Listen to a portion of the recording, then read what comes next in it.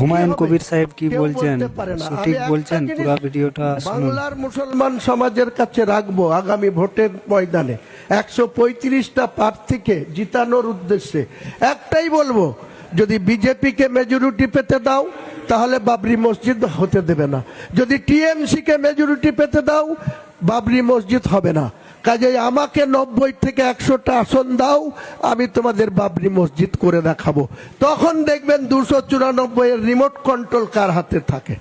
পরিষ্কার কথা, পরিষ্কার কথা। বাংলায় বাবরি মসজিদ প্রতিষ্ঠা করার জন্য আজকের দিনে হাজার হাজার লাখ লাখ মুসলমান হুমায়ুন কবিরকে প্রতিনিয়ত বলছে আপনি আগিয়ে চলুন, আমরা আপনার সঙ্গে আছি। সেটা উত্তর 24 পরগনা, দক্ষিণ 24 পরগনা, হাওড়া, হুগলি, নদিয়া।